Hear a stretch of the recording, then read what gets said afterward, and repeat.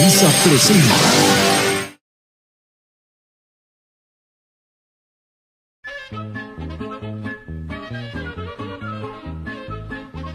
Buenas tardes, mi nombre es Jesús Márez, soy uno de los guías de aquí de este museo y pues es un placer atenderles. Vamos a hablar acerca de lo que es la historia de este museo, la construcción. Esta casa se empieza a construir para 1896 y la manda a construir el hijo de un ex gobernador que comienza aquí en Durango, de nombre Francisco Gómez Palacio. Este personaje se destacó como un excelente político, fue abogado de profesión y pues llegó a ser gobernador en 2 ocasiones del estado, diputado federal en 3. Y este museo es un museo universitario, pertenece a la Universidad Juárez del Estado de Durango, y cuando se abre la primera escuela de lo que hoy es la universidad, en ese tiempo se llamaba Colegio Civil. Francisco Gómez Palacio Bravo fue uno de los fundadores y también llegó a ser rector y catedrático de este colegio. Bueno, pues este personaje fallece para los años de 1886 y el hijo mayor decide construir esta casa, pues como para darle un homenaje a la muerte de su padre, para que su familia viviera. Esta casa se construye para 1896 y pues es un tipo de casa afrancesado, es una copia de los palacios que existen allá en Francia. Y bueno, pues podemos ver el auge de lo que era la riqueza en esos años. En la parte de afuera podemos ver la fachada, que es cantera, está labrada artesanalmente. Y bueno, en el jardín, en aquel tiempo, en lo que es el jardín que da hacia el lado de aquí de Serrano, allí habían varios árboles frutales y entre ellos había un árbol de aguacate. De ahí surge el nombre como conocemos hoy, Museo del Aguacate. Ese jardín pues ha tenido diversas remodelaciones, ese árbol original ya no existe, pero en el año 2000 los directores de este museo decidieron plantar un nuevo árbol para mantener el icono distintivo de este lugar, que es el árbol que nos recibe aquí en la esquina del jardín, es un aguacate. Y bueno, en el interior podemos ver toques de elegancia en aquel tiempo, como es este plafón o techo falso, el cual está hecho con lámina de latón. Esta lámina se arrojó, se moldeó en Francia, se trajo aquí a la ciudad en varias secciones para instalarse durante la construcción. No pueden faltar los candiles para la iluminación y el excelente trabajo realizado en madera de lo que viene siendo la escalinata. La madera pues está labrada artesanalmente y pues vemos un excelente trabajo realizado por estos artesanos, ¿verdad?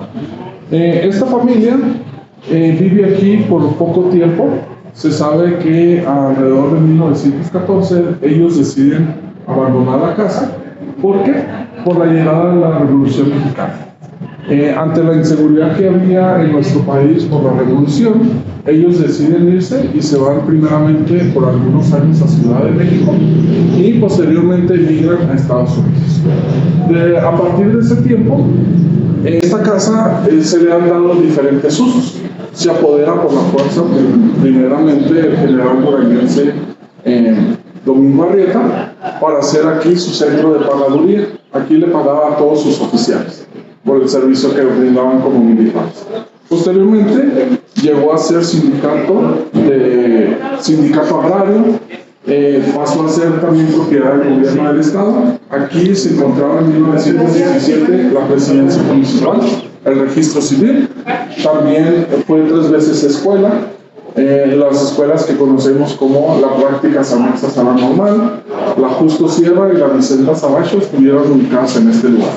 Posteriormente, la Suprema Corte de Justicia también estaba en este lugar y finalmente en 1985 el licenciado Rodríguez Solórzano, quien es el fundador de este museo, empieza a gestionar con el gobierno del estado para que los derechos de propiedad le fueran cedidos a la universidad con el motivo de instalar aquí el Museo Regional de Obregón. Cabe mencionar que este museo ya funcionaba desde 1970. Este se ubicaba en la calle que tenemos aquí al lado, Familia Cerdán. Ahí pueden ver una casa de color amarilla, y ese primer museo fue el primer museo de Durango y se llamaba el Museo de Antropología e Historia. Con el tiempo les quedó el espacio muy pequeño para poder poner todas las exhibiciones que ellos tenían, y esa fue la razón por la que tuvieron que venir a ocupar este lugar. Y el museo se inaugura oficialmente el 26 de noviembre de 1988 con el nombre de Museo Regional de Durango. ¿Okay? Esa es la pequeña reseña de lo que es la historia de la casa. Vamos a continuar por acá.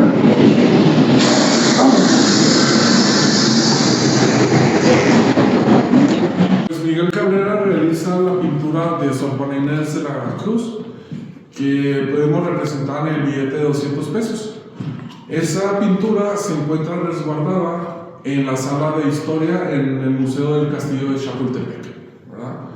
Y bueno, pues aquí en Durango, en los años de 1860, había un convento conciliar que estaba ubicado donde hoy conocemos como la Plaza Fundadores o el edificio central de la Universidad Juárez. Ahí en ese convento, cuando los jesuitas fueron expulsados de México, pues ellos lo abandonan, entra el gobierno del estado y encuentran esta colección de 10 cuadros, pinturas originales de Miguel Cabrera. Se llama la obra mariana porque relata o plasma los pasajes más importantes de la Virgen María aquí en la tierra.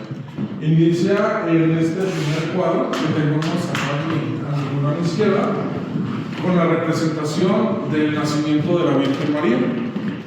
Está la Virgen María en los brazos de su madre Santa Ana. El cuadro número 2 es la presentación de María en el templo, ya estando un poco más grande. El siguiente cuadro es la Anunciación, cuando viene el arcángel Gabriel a darle la buena nueva de que va a ser madre del Hijo de Dios. Continúa con el sueño de José, donde le dan a José la misma noticia que a María. Y llega el momento de la natividad o el nacimiento de Jesús. En esta pared termina con el cuadro de la visita de los pastores o la visita de los Reyes Magos. En la siguiente pared se representa la circuncisión, un ritual judío que se le practicaba a todos los varones a los 8 días de haber nacido, y continúa con la presentación del niño Jesús en el templo. El cuadro número 9 es el pasaje bíblico donde inicia el ministerio de Jesús aquí en la tierra, cuando se le encuentra hablando con los grandes maestros en la sinagoga. Y el último cuadro pues es la llegada de María al cielo. Está siendo recibida por la Santísima Trinidad y siendo coronada como la Reina de los Cielos. Datos curiosos de Miguel Cabrera o de este tipo de pintura. Pues la pintura se obtenía mediante pigmentos minerales y diferentes colores, los mezclaban con ácidos, aceites, y la gama que tenían estas pinturas pues eran muy bajas, no como hoy en día que tenemos gamas de colores muy fosforescentes, todo eso. Y otro dato curioso, que cuando un pintor hacía cuadros donde tuviera mucho color azul, esos cuadros los vendían más caros, porque el color azul específicamente tenía químicos muy nocivos para el pintor. Otro dato curioso de este pintor, que hoy en la actualidad uno de los cuadros así más sencillos de él, en lo que viene siendo el mercado negro, el comercio negro, se llegó a valorar en alrededor de 2,5 millones de pesos. No, pues sí tenemos, yo creo, una colección muy buena, de buen valor. Sí. Y como te digo, pues es un privilegio y un honor pues tener resguardados estas pinturas del pintor Miguel Cabrera. Y por ejemplo, estas pinturas, ¿alguien las donó, alguien las compró? Precisamente fueron encontradas en el convento conciliar que estaban los jesuitas. Era parte de su colección, ¿verdad?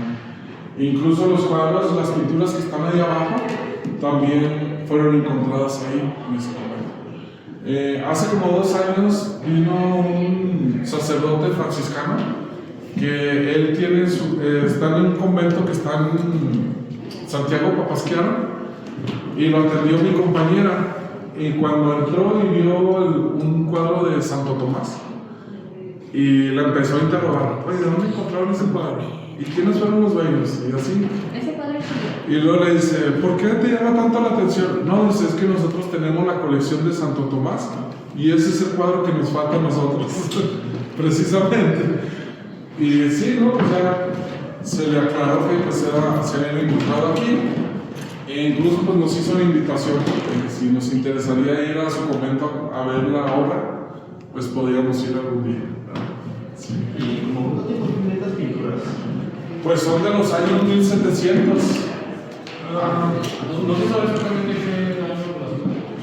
No tengo exactamente qué año. Sí. Bueno, y como les comentaba, la iglesia pues era la máxima autoridad, se le da todo el poder, toda la riqueza. Y aquí en esta sala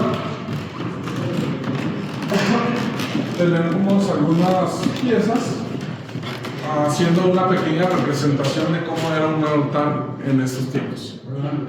Todo está bañado en oro y son piezas originales.